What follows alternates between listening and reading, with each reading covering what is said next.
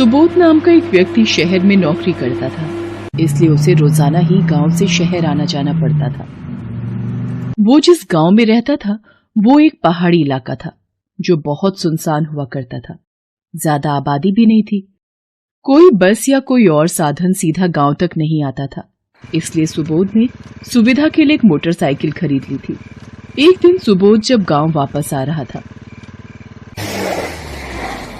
इस मोटरसाइकिल को भी अभी पंचर होना था। रात भी बहुत हो गई है। पता होता तो मोटरसाइकिल वहीं छोड़ आता और बस से आ जाता। अंधेरा बढ़ रहा था। पहाड़ों के बीच से सुबोध पैदल ही मोटरसाइकिल को घसीटता हुआ रात के समय सुनसान इलाके से घर की ओर चला जा रहा था। तभी सड़क किनारे जंगल में किसी लड़की के रोने की आवाज सुनाई दी।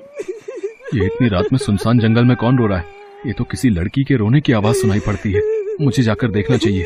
जब सुबोध जंगल के अंदर गया, उसने देखा कि अंधेरे में एक पेड़ के नीचे एक सुंदर सी लड़की अकेली बैठी है और रो रही है।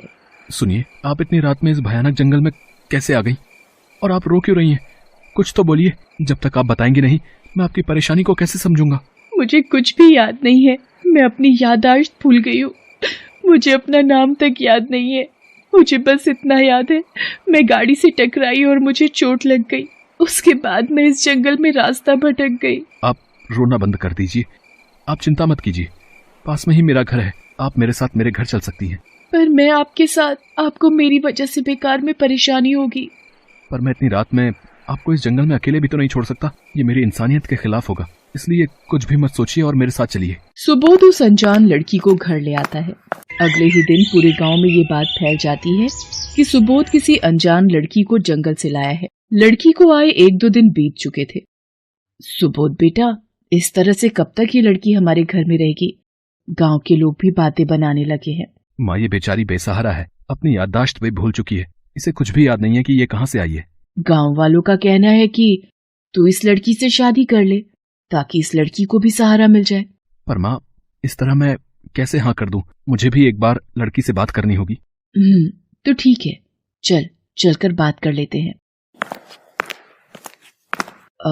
बेटी, हम जानते हैं तुम किन परिस्थितियों से गुजर रही हो। तुम्हें अपना नाम भी याद नहीं है। चलो, आज से मैं तुम्हारा नाम रूपा रखती हूँ। रूपा बेटी, मैं चाहती हूँ तुम सुबोध से शादी कर लो ताकि तुम्हें भी नाम और घर मिल जाए। ठीक है माँ जी, मुझे इस शादी से कोई इनकार नहीं है, लेकिन शादी से पहले मेरी एक शर्त है। आप लोग कभी भी बिना दरवाजा खटखटाए मेरे कमरे के अंदर मत आना। लो, कर लो बात। बस इतनी सी शर्त? तो बेटी, वो तो वैसे भी बिना दरवाजा खटखटाए हम अंदर आएंगे ही क्यों? सुबोध, आपको भी इसी बात का ध्यान रखना है। सुबोध रूपा की बात मान लेता है और उन दोनों की शादी हो जाती है। रूपा आम लड़कियों की तरह ही घर का सारा काम करती थी। खाना बनाना, कपड़े धोना, झाड़ू पोछा करना, सब कुछ। इसको देखकर लगता ही नहीं था कि वो उस घर में नई है। सब कुछ अच्छा चल रहा था। पर एक दिन जब सुबोध शहर गया हुआ था तो किसी कारण वो शहर में ही रुक गया और गांव वापस नहीं लौटा। घर पर उसकी माँ और रूपा अकेली थी। रूपा, सुबोध भी नहीं आया है और मैं तुम्हें अकेले सोने नहीं दे सकती। ये गांव है, हर चीज का ध्यान रखना होता है। आज रात मैं तुम्हारे पास ही सो जाती हूँ। ठीक है माँ जी, आप उस तरफ मुंह करके सो जाइए, मैं इस तरफ मुंह करके सो जाऊंगी। रूपा और सुबोध की माँ दोनों गहरी नींद में सो जाती हैं। रात के करीब 2 बजे। अरे, ये रूपा कहाँ गई? रूपा, ओ रूपा, रूपा। देख नहीं रही बुढ़िया, मेरे हाथ में क्या है? अगर तूने किसी से ये बात बोली तो मैं तुझे जान से मार दूंगी। चुपचाप जाकर कमरे में सो जा। सुबोध की माँ रूपा की वो हालत देखकर घबरा जाती है। रूपा के हाथ में एक मरी हुई बिल्ली थी जिसका रूपा खून पी रही थी। सुबोध की माँ डर से कांप रही थी। वो चुपचाप कमरे में आकर लेट जाती है। अगले दिन जब सुबोध आता है, रूपा बिल्कुल ठीक होती है, पर सुबोध की माँ अभी भी पिछली रात का सब कुछ नहीं भूल पाई थी। क्या हुआ रूपा? माँ की तबीयत ठीक नहीं है क्या? ठंड ज्यादा बढ़ गई है, इसलिए वो कंबल में आराम कर रही हैं। मैंने ही उन्हें कहा कि उन्हें आराम करना चाहिए। घर का काम तो मैं कर ही लेती हूँ। आप चाय पी लो। सुबोध की माँ सुबोध को रूपा की सच्चाई बताना चाहती थी, पर वो घबरा रही थी कि कहीं उसने रूपा की सच्चाई सुबोध को बताई तो रूपा उसे और सुबोध को जान से ना मार दे। इसलिए वो चुप रहने लगी। सुबोध की माँ एक तांत्रिक के पास जाती है और उसे सारी बात बताती है। तांत्रिक बाबा, अब आप ही बताइए मैं क्या करूं? मेरे घर में एक चुड़ैल ने डेरा जमा लिया है, वो हम सबको मार देगी। कुछ कीजिए तांत्रिक बाबा। ठीक है, मैं कल तुम्हारे घर आऊंगा। सुबोध शहर चला जाता है। पीछे से तांत्रिक आता है। अच्छा, तो तू है जिसने इस घर पर कब्जा कर लिया है। तू क्या चाहती है, बोल। बुढ़िया, तुझे मैंने मना किया था ना कि तू ये बात किसी को भी नहीं बताएगी। तेरे से पहले ये तांत्रिक मरेगा। इस पर तो मेरी शक्तियों का कोई असर नहीं हो रहा है। मुझे यहाँ से भागना होगा। अब इस चुड़ैल से तुम्हें कोई नहीं बचा सकता। ये सबको मार। तांत्रिक रूपा से बचने के लिए जंगल की ओर भागता है। रूपा उसका पीछा करती है। तांत्रिक सुनसान जंगल में पहुंच जाता है। ये मैं कहाँ आ गया? ये तो शमशान घाट है। मुझे यहाँ छुप जाना चाहिए। वो बहुत खतरनाक चुड़ैल है, वो मुझे मार देगी।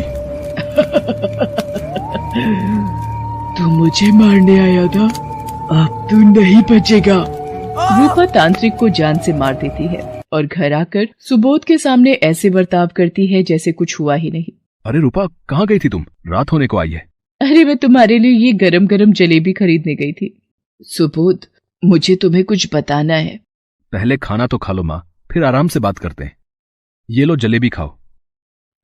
मैं अभी आती हूँ, तुम लोग खाओ। रूपा, तुम्हें पत्नी रूप में पाकर मैं बहुत खुश हूँ। सुबोध की माँ सुबोध को सब कुछ बताना चाहती थी, पर वो इसी बात से डर रही थी कि कहीं तांत्रिक की तरह रूपा उसे भी ना मार दे। आज रूपा को चौंका दूंगा। उसे लग रहा होगा कि मैं शाम को आऊंगा, पर वो ये नहीं जानती कि आज मैं शहर से जल्दी वापस आ गया। लगता है रूपा कमरे में दरवाजा भीड़ कर सो रही है। चुपचाप कमरे में चला जाता हूँ। सुबोध रुक जा, अंदर मत जा। इससे पहले कि सुबोध अपनी माँ की बात को सुन पाता, उसने कमरे का दरवाजा खोल दिया। कमरे में सुबोध ने जो देखा उसको देखकर उसके होश उड़ गए। रूपा के आसपास कुछ मरे हुए पक्षी पड़े थे और वो उनकी गर्दन मरोड़ मरोड़ कर उनका खून पी रही थी और उन्हें चबा चबा कर खा रही थी। रूपा के सारे मुंह पर खून लगा हुआ था। ये देखकर सुबोध की चीख निकल गई। मैंने तुम्हें मना किया था ना कि कभी भी बिना दरवाजा खटखटाए अंदर मत आना। अब तू भी इन सब की तरह मारा जाएगा। मैं तेरा खून पी जाऊंगी। रूपा, होश में आओ, छोड़ो मुझे। सुबोध मेरे बच्चे, मैं यही तो तुझे बताना चाहती थी कि ये रूपा हमारी बहू नहीं, एक चुड़ैल है। ये पवित्र गंगा जल इसके ऊपर छिड़क दे, ये शांत हो जाएगी। सुबोध रूपा के ऊपर गंगा जल छिड़क देता है, जिसकी बूंदें पड़ते ही रूपा बेहोश हो जाती है और अपने रूम में आ जाती है। सुबोध अपनी माँ के साथ मंदिर के पंडित जी के पास जाता है और सारी बात बताता है। मैंने अपनी अदृश्य शक्तियों से सब जान लिया है। रूपा के ऊपर एक बुरी आत्मा का साया है। जब तक वो उसके शरीर में रहेगी तब तक रूपा ठीक नहीं हो सकती। तुम्हें उस आत्मा के शरीर को जलाना होगा, तभी वो रूपा के शरीर से अलग होगी। रूपा वही लड़की है जिसके माता पिता शमशान के पास वाली सड़क पर हादसे में कुछ समय पहले गुजर गए थे। रूपा बेहोश शमशान घाट में एक रात पड़ी रही। वहीं पर इसके ऊपर इस चुड़ैल ने अपना कब्जा कर लिया। तुम जल्दी से उस चुड़ैल के शरीर को अग्नि दो, तभी रूपा ठीक हो पाएगी। इसके लिए तुम्हें इसी समय शमशान में जाना होगा। सुबोध पंडित जी और माँ के साथ शमशान घाट पहुँचता है। अंधेरा बढ़ता जा रहा था। सुबोध घबरा रहा था। वो सामने उस जगह पर तुम्हें अग्नि देनी है, जल्दी करो। रूपा, तुम? पंडित जी, ये तो रूपा की बॉडी है, मैं इसे कैसे? ये चुड़ैल धोखा कर रही है। मैं रूपा के शरीर को घर पर मंत्रों से बांध कर आया हूँ। जल्दी करो सुबोध, इस जगह को जला दो। सुबोध उस जगह पर मिट्टी का तेल छिड़क कर आग लगा देता है। जैसे ही सुबोध उस जगह पर आग लगाता है, घर पर मंत्रों से बंधी रूपा के शरीर से आत्मा तड़प तड़प कर बाहर निकल जाती है। और जैसे ही सुबोध और उसकी माँ पंडित जी के साथ घर पहुँचते हैं, रूपा उन्हें होश में दिखती है। वो सुबोध से लिपट कर रोने लगती है। घबराने की कोई बात नहीं है, रूपा बिल्कुल ठीक है। तुम दोनों सदा खुश रहो। रूपा, घबराओ नहीं बहू, अब तुम बिल्कुल ठीक हो। आप सबने मुझे ठीक कर दिया। अगर आपकी जगह कोई और होता तो कब का मुझे मार देता। रूपा, तुमसे 7 जन्म निभाने का वादा किया है, ऐसे ही थोड़ी हिम्मत हार जाता। तुम मेरी धर्म पत्नी